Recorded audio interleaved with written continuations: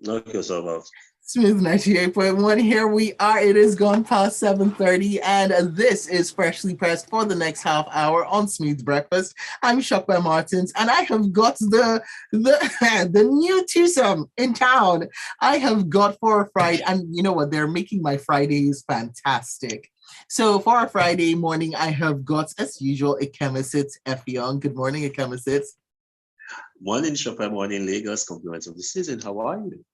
Wonderful. I'm going to report Ikemesit to you. Ikemesit has been living a very fancy life. He's been, they've been, For once. he and his have been going around the theater circuits. They're theater people now, which is good.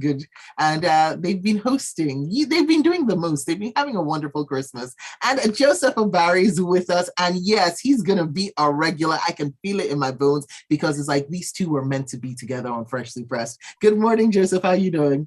Thank you, Sope. I'm great, Lagos. Happy to be here again. I'm really delighted to be here. Thanks.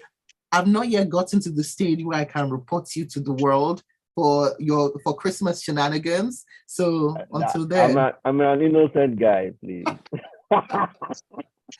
All right, and I've got you as well. Do make sure you join the conversation. And as we go through the stories, we're already streaming live up on youtube.com/smooth981FM Lagos. Make sure you join us up there and also join the conversation by leaving your comments in the live chat. You can send WhatsApp messages to 0809 4440981. And you can also join the conversation on Twitter with the hashtag FreshlyPressed981. So as we get into the stories, prepare yourselves, brace yourselves. It's the final Freshly Pressed of 2022. What a joy it is to have both of you on it. I love it. Fantastic. All right, so from this day newspaper 2023 poll, be professional and apolitical, Buhari warns security agencies. So the president spoke at the inauguration of a newly acquired estate by the Defense Intelligence Agency in the FCT and urged security agencies to handle the distribution and monitoring of classified materials and other logistics professionally and in accordance with standing operation procedures. And that's a direct quote from him. Ikemesit, I'll take your thoughts on this. So I don't have much hope, right, that the security services will conform with the presidency's directives. Heck, they hardly conform with their own standard operating procedures in terms of their regular day-to-day operations. Elections are typically militarized. Or certainly securitized to a very, very high level. And so in that kind of environment, there are always going to be incidents. There will always be issues that will come up. We have security threats and security groups that are actively focused on undermining the votes, and they'll be especially motivated, right, to ensure that this election cycle is a successful one. And I really don't see anything different that the security agencies are either saying or doing in the lead up and in preparation, right, in terms of meeting those threats. So that's telling us that things will be any different. Precisely. So the president would always say these things. And the security services would always restate their commitment. And trust me, in the next 2 weeks, someone is going to use that exact phrase within Nigerian security establishment.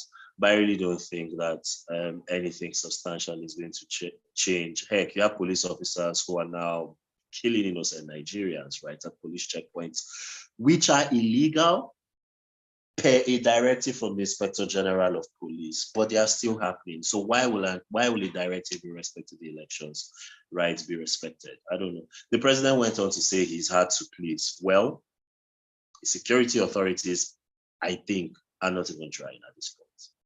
So, wow, those are strong words, Joseph. Ikemesit has kind of signposted a topic that I want us to focus on. Now, this article comes in from the Punch newspaper, and it is with regards to the female lawyer, Bolanle Rahim, who was shot on Christmas Day and killed in the Aja area of Lagos. And the headline from the Punch reads, Police Commission approves suspension of cop Vandi. So we heard from the Service Commission spokesperson, Ikechukwu Ani, yesterday in a statement coming out with this, saying that, and also that, they're carrying out an investigation. So what are your hopes on, or what are your thoughts on us seeing justice being done, and also any sort of, because there are so many deaths that come as a result of these sorts of situations. And the fact is, we're spending so much time talking about Bolanle Rahim, as it should be, but all I can think about is the fact that there are so many other Bolanle Rahims out there whose stories we don't get to hear about. Yeah, I mean, it's a very scary thing that at the end of 2022, we're still talking about police officers or police personnel who can just shoot point blank any citizen at all for whatever reason. Not even if they find somebody committing crime, there are rules. The law specifies what should be the action of an armed security or personnel in such situations. So it's very shocking. It doesn't matter who is concerned. Every life is important. We are talking about this case because there are so many stakeholders who are really interested in seeing that something is done. In fact, and I love the fact that the NBA has been very vocal about this. What is it that they're seeking? $10 million? $5 billion naira as compensation or to damages to the family, and they are absolutely the NBA as an association is absolutely interested in following up the prosecution of this matter. And it's gained traction. The police authorities are on it. The Lagos State governor is interested in the matter. But the point I'm making is that it's not just another young man was killed according to reports, by a police officer from the same police station. I think something like G-Way police station or so. So something has to be, police authorities have to go beyond simply, we're investigating this very matter. So see what is going on in that police station. Can the DPO really have some questions to answer? That a 33-year experienced police officer, assistant superintendent of police, can shoot at a motorist because he said his order for the car to park was disobeyed.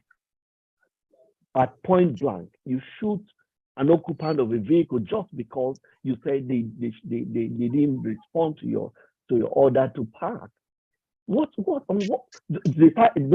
are tires on that vehicle. You could demobilize the vehicle. You could do so many other things. But when it gets to a point where the psyche of a police officer who think that their first response is to shoot point blank at citizens, then something more drastic has to be done beyond simply investigating. And what's the essence of NSAS process and all that we went through if police personnel in this country are still like this? So it's a mindset thing. I think it's beyond simply, addressing the wound now, or just something happened. It's something deeper. There is something psychologically that is dislodged in the psyche of our police officer. Joseph, you raise a good point, because think about this: with 33 years under his belt, and the fact that this was the first, his go-to move, makes you then question his history of dealings with Lagosians and people who have come across his path. So there's that on that one hand. And then I actually got a message in, I think yesterday or the day before, from a listener who talked about seeing police checkpoints still there in the same area on the same Christmas day in the evening, that nothing had changed. That Bolanle Rahim was shot in Christmas morning and Christmas evening, there were checkpoints, and he talked about 3 checkpoints that you see within 100 meters of each other. I think, if from what I remember of the message. So Well, it speaks to mindsets, just like you said. yeah. No, but we know what the checkpoints are. Actually, they are toll collecting points. So I mean, this is Christmas, guys. They have to make money. So just because something happened, that doesn't mean that they will not continue to collect money. They just have to collect money. So it's deep. It's a deep, like I said, it's a deeper problem. You're talking about the welfare of police officers, their training, the equipment, and all that. So many things are wrong. So until you address those things, it's difficult to tell a man who is hungry, who can't feed himself, to say, "Oh, don't be corrupt, don't do what is right and wrong, and do what is right," and all that. It's not enough. It's deeper than that. Joseph, I will need to move on to our next story, but going into this, the words police reform, whenever anything happens, we always hear police reform, police reform, police reform. But what does police reform look like? Where does it start? How do we start? I mean, I suppose that's a question for like a whole other 10-hour conversation, but that's just a question I wanted to put out there.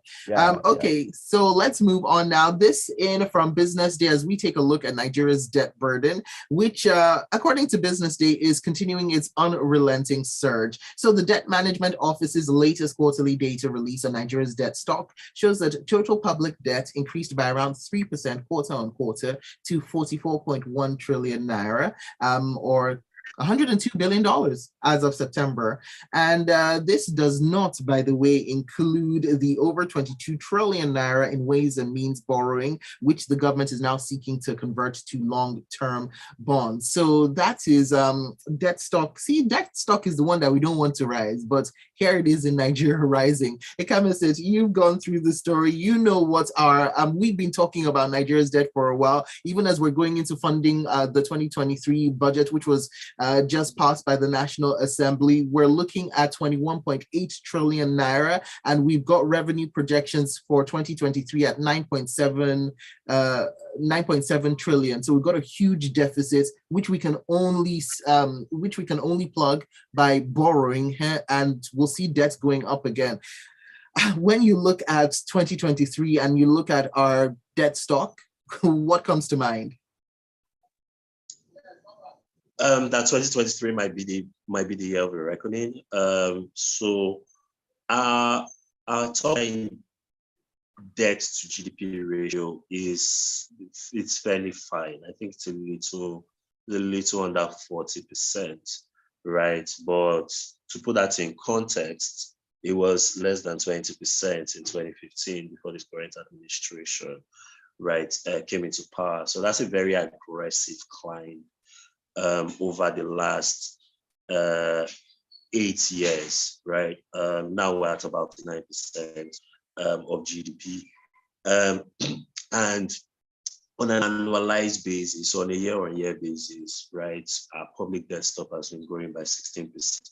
The almost 23 trillion naira in ways and means spending, by the way, is not counted as debt, right? But basically what ways and means is that the CBN basically advances money to the federal government in the hope that government will make it up with revenue and it would return it back. So it's kind of like a short-term loan advance from the CBN to the government. It's supposed to be capped at 5% of the previous year's revenue.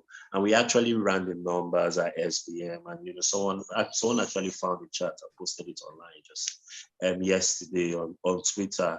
And there are only 3 months over the last 9 years that Nigeria has been under that cap. So that means for 3 months, and I think 2 of those months were in 2015. So for only 3 months in 8 years, I'm trying to do a rough math now, that's 3 months out of 72 months, we actually broken the law with respect to ways and means advances. Or rather, the CBN has broken the law with respect to ways and means advances, right? That's concerning. The second thing that really sticks to my mind is what's going on with Ghana. Ghana has just defaulted on some of its long-term bonds. It's entered into an IMF restructuring program. It has said that it will not be able to pay some creditors. and a bunch of international institutional creditors, private international institutional creditors, including some of the world's leading investment banks, have already created a debt management committee, right, to rigorously police how Ghana's debt restructuring program is structured. In international debt financing terms, that's generally not good. That's really not a good sign. Argentina has been dealing with broadly similar state of affairs for almost 5 decades, and it has put a lid on its economy. Why I bring up Ghana here is not so much as a cautionary tale for where we are headed, even though it should worry us, right, from that perspective. But I bring that up because international investors generally tend to appraise and see African markets as one monolithic whole. Call it, the curse of a single story, the curse of Africa as a single continent, or whatever it is. But from a it's debt Africa is a management, country narrative, Ikemesit. Yeah.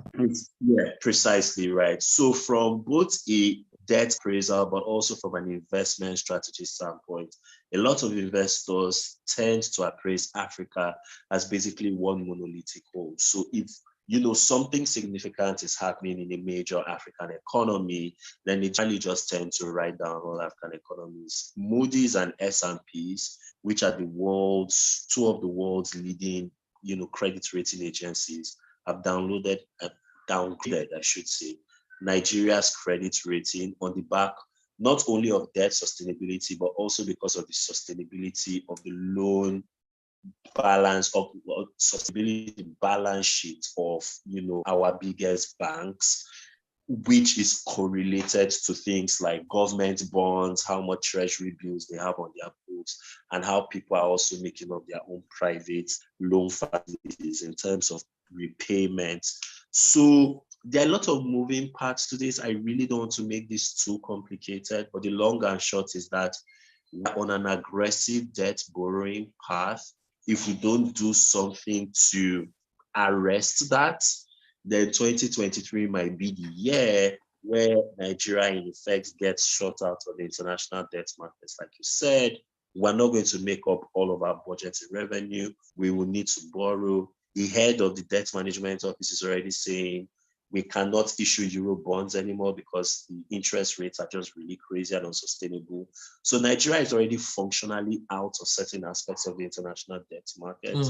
And we might begin to hear more of those stories, and a lot of the flow through in terms of the after effects of that may begin to come in 2023. All right, let me take a couple of messages before we take a break.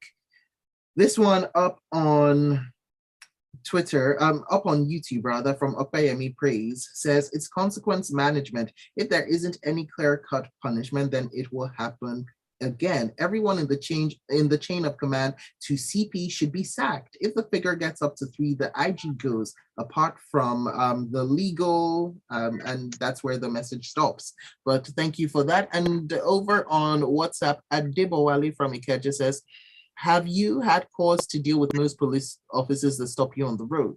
Their eyes are usually red, and if you come close to them, the stench of alcohol is all over them, and these are individuals that carry automatic rifles.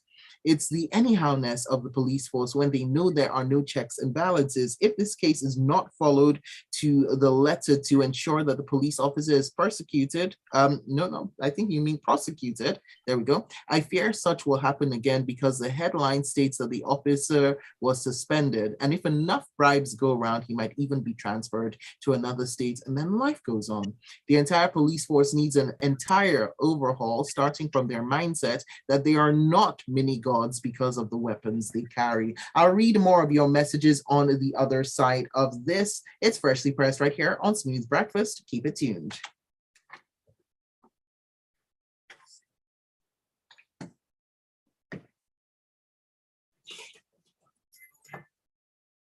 All right, so we'll be back in 1 minute.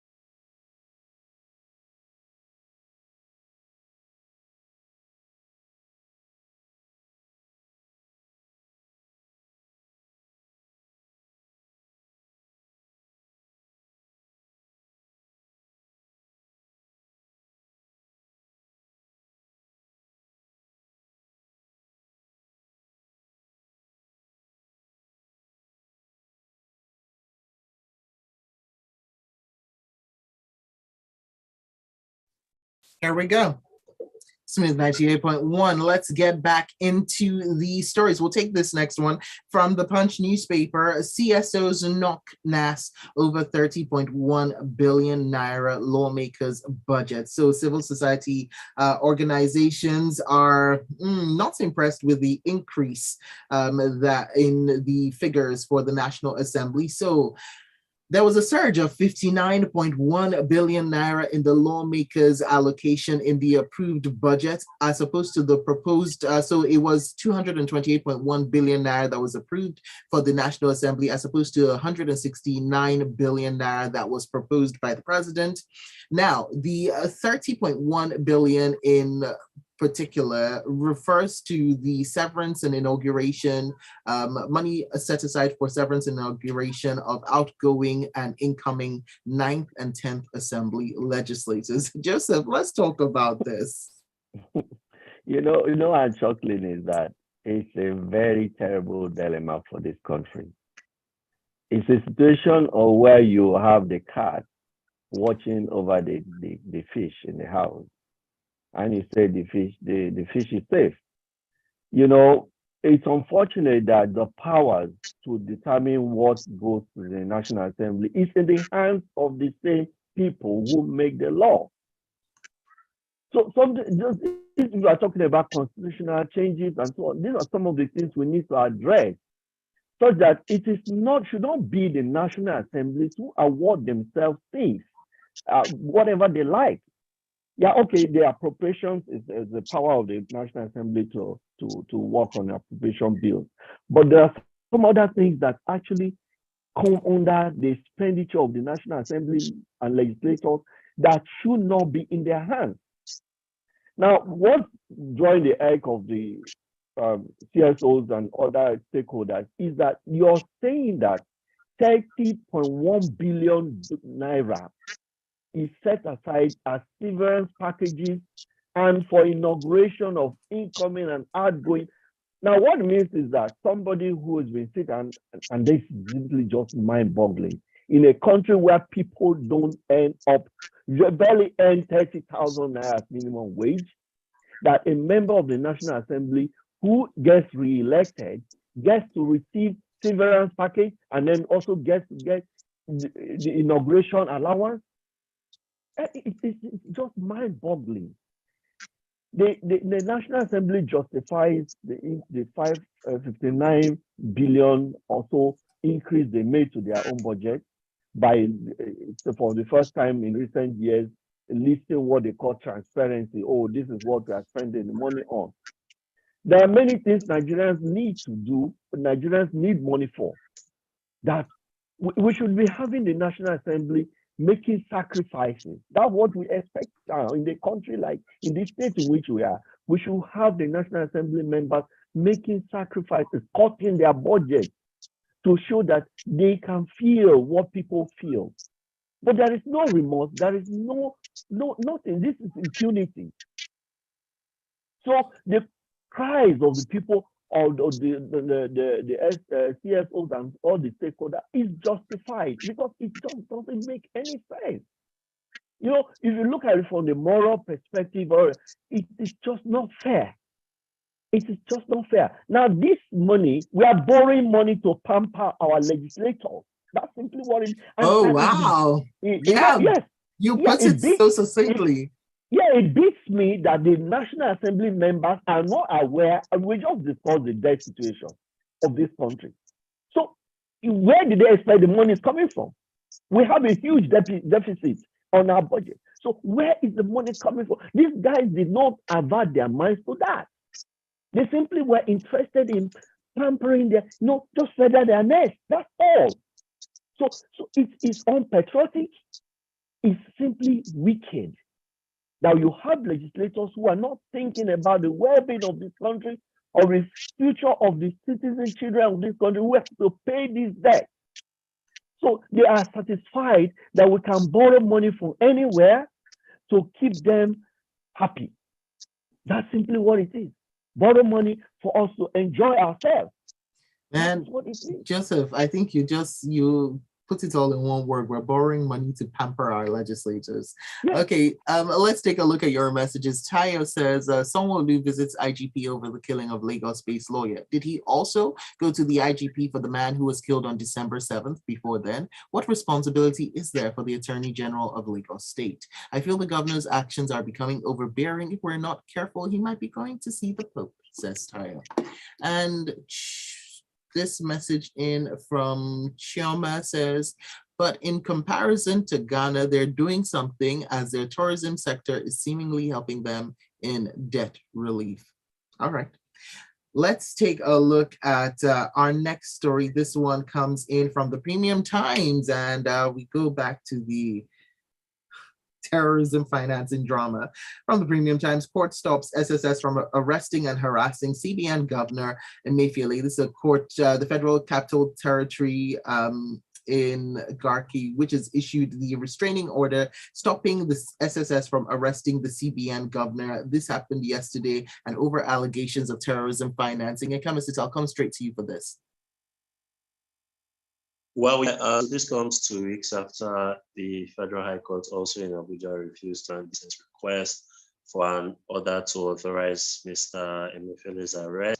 But personally, for me, this feels like overkill, right? But I understand why it feels like overkill because there's already a existing court order which, in effect, meant that the DSS couldn't arrest Mr. Emefiele, even though the DSS could, I suppose, go to another court, right, and look for an injunction to back up their efforts to arrest the CBN governor. So in that sense, right, preemptively filing this suit. And please forget about this forum for accountability and good leadership. This is basically just a paid group of people who are acting out in the interest of the CBN governor. I don't understand why a forum for accountability and good leadership, if we had to go by the name, right, would be interested in the travels of the CBN governor. But again, that's neither here or there. I think what you're now seeing is that the coercive element of Nigeria's security architecture is again inserting itself in an aspect of nationality, which you really shouldn't pay attention to. The DSS's arguments as to following the money with respect to terror financing, and this is why he wanted to arrest the CBN government. When there are other ways of securing the CBN's cooperation, if a legitimate investigation was actually being carried out, just smacks of less on that point. The fact of the matter remains, this is all performative from DSS's perspective. I don't necessarily know that the CBN governor has questions to answer, especially with respect to terror financing, but it's my job to touch this on it today. If he does have questions to answer, our ways of securing his cooperation with the law, and this is why I say going back to the first story, that security authorities are just very performative, and I don't see how their behavior is changing or has changed substantially. All right, Joseph, we've run out of time, but very quickly, I just want your thoughts on this very quickly. From the Punch newspaper, COVID-19 surge, experts fear, and federal government rules out restricting travelers from China. The federal government admitting that Nigeria is at risk of a fresh surge of the virus, but so far not putting in any restrictions on travelers from China. Should we be? Yeah, we should be concerned, but this is where you see the ambivalence of average Nigerian citizen. When you talk about China, people, travelers from China coming to country and bringing COVID-19 virus into the country, the average Nigerian would say, "Oh yeah, you have to restrict them. You've got to do that. You should really be strict about it." But at the same time, the same Nigerian is very complacent to take measures to protect himself against the virus because we are under immunized as far as the COVID-19 is concerned. Many Nigerians are lucky. I mean, Africans generally, we are lucky some miracles happen that we are not dropping dead like flies on the street as was predicted. And that gives us we became very indifferent to all the protocols about COVID-19 and all that. So people are not going there to get vaccinated. Our population is under vaccinated as far as this COVID-19 is concerned. People dismiss it a wave of the hand, and it's frightening because the possibility of new strains coming in with visitors are there. And I think the wise thing to do is do both things: restrict and also encourage vaccination. Thank you. All right, and that is that for Freshly Pressed, but not for the conversations you can have with my analysts. You can find them up on Twitter. Joseph, you are? Joe Barry.